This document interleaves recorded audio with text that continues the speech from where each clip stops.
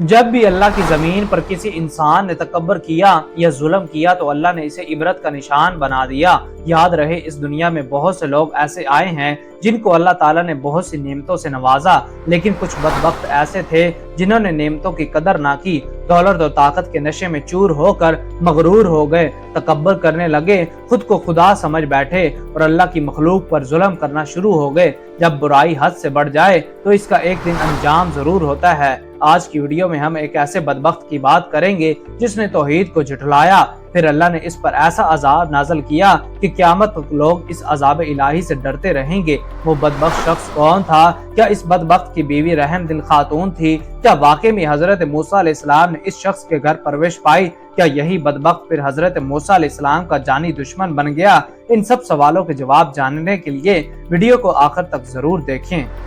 Learning support کے معزز دوستو، آج ہم جس شخص کی بات کر رہے ہیں اس کو دنیا فرعون کے نام سے جانتی ہے، جس کا اصل نام ولید بن مصعب بن ریان تھا، جو کہ ایک بڑا ظالم اور سرکش بادشاہ گزرا اور اس وقت مصر کے بادشاہوں کو فرعون کہا جاتا تھا۔ ایک دن فرعون اپنے محل میں چین کی نیند سو رہا تھا کہ اچانک گھبرا کر اٹھ گیا۔ اس نے ایک دردناک اور خوفناک خواب دیکھا جس نے اس کی نیند کو اڑا کر رکھ دیا۔ اس خوفناک خواب کو دیکھنے کے بعد دوسرے دن فرعون نے بہت سارے نجومیوں کو اپنے دربار میں اکٹھا کیا اور اپنے خواب کی تعبیر معلوم کرنے کا کہا۔ فرعون نے نجومیوں کو بتایا کہ اس نے یہ خواب دیکھا ہے کہ بیت المقدس میں ایک آگ ظاہر ہوئی ہے جس نے سب کچھ جلا کر راکھ کر دیا ہے، جبکہ بنی اسرائیل کے مسلمانوں کو کچھ نہیں کہا۔ چنانچہ اس وقت تمام نجومیوں نے اپنے علم کا استعمال کیا اور اس خواب کی تعبیر نکالی، اور نجومیوں نے فرعون کو یہ خواب کی تعبیر بتائی کہ بنی اسرائیل میں ایک ایسا بچہ پیدا ہوگا جو تمہاری سلطنت کو تباہ و برباد کر دے گا اور خود تمہاری سلطنت پر قبضہ کر لے گا۔ چنانچہ فرعون نے اس خواب کی تعبیر سن کر اپنی سلطنت کے چھن جانے کے خوف سے اپنے سپاہیوں کو یہ حکم جاری کیا کہ بنی اسرائیل کے ہر گھر کی نگرانی کی جائے اور جس گھر میں بھی بچہ پیدا ہو اس کو قتل کر دیا جائے۔ فرعون کا حکم پاتے ہی بنی اسرائیل کے ہر گھر کی نگرانی ہونے لگی اور بنی اسرائیل کے مسلمان کے گھر میں جو بھی بچہ پیدا ہوتا اس کو قتل کر دیا جاتا۔ لیکن اللہ تعالیٰ کی تقدیر میں جو کچھ لکھا تھا وہ تو ہر حال میں ہو کر ہی رہنا تھا۔ اسی قتل و غارت کے دوران اللہ تعالیٰ کی قدرت سے 2 بچے ایسے پیدا ہوئے جو قتل و غارت سے بچ گئے۔ اللہ تعالیٰ کی قدرت یہ کہ ایک بچہ فرعون کے گھر میں پرورش پانے لگا اور دوسرا بچہ وہ جس کو اس کی ماں نے قتل کے ڈر سے ایک دور پہاڑ کے اندر چھوڑ دیا تھا، جو کہ بڑا ہو کر سامری جادوگر بنا۔ حضرت موسیٰ علیہ السلام اور فرعون کا واقعہ کچھ یوں ہے کہ ایک دفعہ فرعون اور اس کی بیوی حضرت بی بی آسیہ ایک ساتھ سیر و تفریح کے لیے نکلے۔ جب دریا پر پہنچے تو اس وقت فرعون کی بیوی آسیہ کی نظر ایک صندوق پر پڑی جو دریائے نیل پر تیرتا ہوا جا رہا تھا۔ بی بی آسیہ نے فرعون کو مخاطب کر کے کہا کہ اس صندوق کے اندر کیا ہے؟ اس صندوق کو کھولا گیا تو اس میں ایک حسین و جمیل بچہ نظر آیا۔ یہ دیکھ کر فرعون کو اپنا خواب یاد آیا جو اس نے اپنی سلطنت میں دیکھا تھا کہ کوئی بچہ پیدا ہوگا جو بڑا ہو کر میری بادشاہی کو ختم کر دے گا، جس پر فرعون نے فوراً قتل کرنے کا کہا تو بی بی آسیہ نے منع فرماتے ہوئے کہا کہ ہمارے ہاں کوئی بچہ نہیں ہے، بس اس کی ہم پرورش کریں گے۔ اور فرعون سے کہنے لگی کہ اگر آپ کو پھر بھی شک ہے تو اس کو آزمائیں، اس بچے کے بائیں طرف سے پانی رکھ دیں اور دائیں طرف سے جلتے ہوئے آگ کے کوئلے رکھ دیں۔ اگر یہ بچہ بڑا ہو کر آپ کی سلطنت کو نقصان پہنچائے تو ضرور ہوشیار ہوگا، جس پر ضرور یہ اپنے ہاتھ کو پانی کی طرف موڑ دے گا، اگر نہیں تو یہ اپنے ہاتھ کو آگ کی طرف کر دے گا۔ تب ممکن ہی نہیں کہ ایسا بچہ بڑا ہو کر آپ کی سلطنت کو کوئی نقصان پہنچائے، جس پر فرعون نے اپنے وزیروں مشیروں کو اس کام کے کرنے کا حکم دیا۔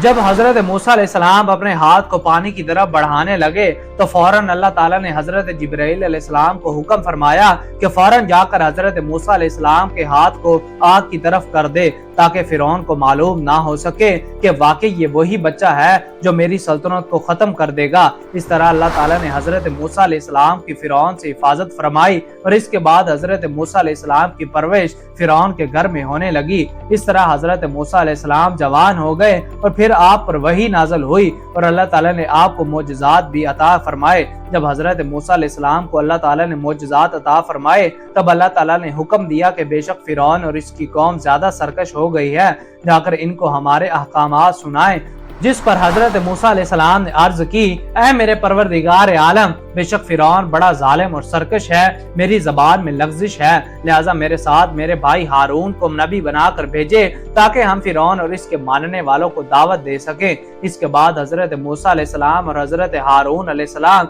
दोनों फिरौन और इसके मानने वालों को दावत देने लगे, जिस पर फिरौन ना माना और हजरत मूसा अलैहिस्सलाम को जादूगर कहकर चैलेंज करने लगा, जिस पर हजरत मूसा अलैहिस्सलाम ने फरमाया, मुझे कबूल है। तब एक दिन मुकर्रर हुआ। इस दिन फिरौन और इसके पैरोकार के मेले का दिन था, जिस पर फिरौन ने बहुत से मुमालिक से बड़े बड़े जादूगर बुलवाए और लोगों को जमा करवाने के लिए ऐलानात करवाए, जिस पर दूर दराज से लोग जमा होना शुरू हो गए। लिहाजा मैदान सज गया, जिस पर जादूगरों की तादाद भी काफी थी और फिरौन अपने तख्त पर मुतकब्बराना अंदाज में बैठा था, जिस पर जादूगरों को कार्रवाई करने का हुक्म जारी हुआ।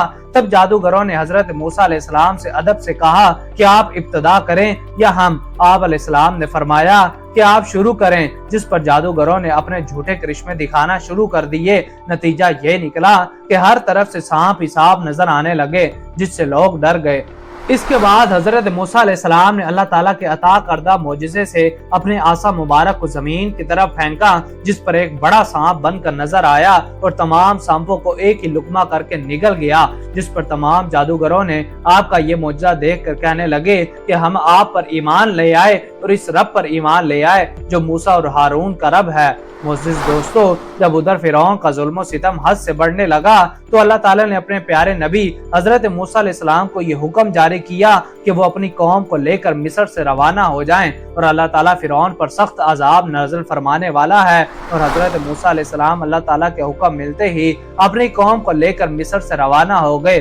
जब हजरत मूसा अलैहिस्सलाम अपनी कौम को साथ दरिया नील पर पहुंचे, इधर फिरौन को खबर मिली कि हजरत मूसा अलैहिस्सलाम और इसकी कौम मिस्र को छोड़कर जा रहे हैं।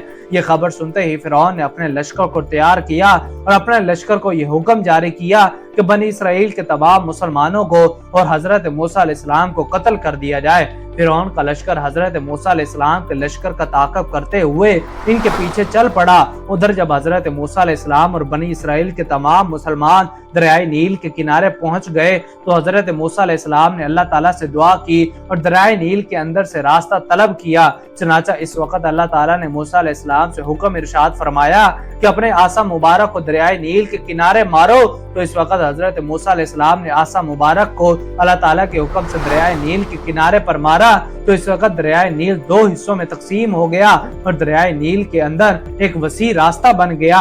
हजरत मूसा अलैहिस्सलाम और बनी इसराइल के तमाम मुसलमान उस रास्ते को अबूर करते हुए बड़ी आसानी से दूसरे किनारे की तरफ चले गए। और इधर फिरौन का लश्कर जो हजरत मूसा अलैहिस्सलाम के लश्कर का ताक़ब कर रहा था वो भी उसी रास्ते से दरियाए नील में दाखिल हो गया। इस तरह जब फिरौन का लश्कर दरियाए नील के बिल्कुल दरमियान में दाखिल हुआ तो उस वक्त अल्लाह ताला ने दरियाए नील को मिल जाने का हुक्म दिया और दरियाए नील अल्लाह ताला के हुक्म से आपस में मिल गया। इस तरह फिरौन और इसके तमाम लश्कर दरियाए नील के अंदर गर्क होकर हलाक हो गए और इस तरह फिरौन को हलाक करके अल्लाह ताला ने इसको दुनिया के लिए इबरत का निशान बना दिया। दोस्तों, अल्लाह ताला से दुआ है कि वो हमें अपना और अपने रसूल सल्लल्लाहु अलैहि वसल्लम का हमेशा फरमा बरदार बनाए। आमीन सुम्मा आमीन। वीडियो पसंद आने की सूरत में इसे ज्यादा से ज्यादा लाइक और शेयर करके हमारी हौसला अफजाई करें। हमारी नई वीडियो आने तक अपना, अपने दोस्तों और गिरदोनवा के लोगों का खास ख्याल रखें। खुदा हाफिज।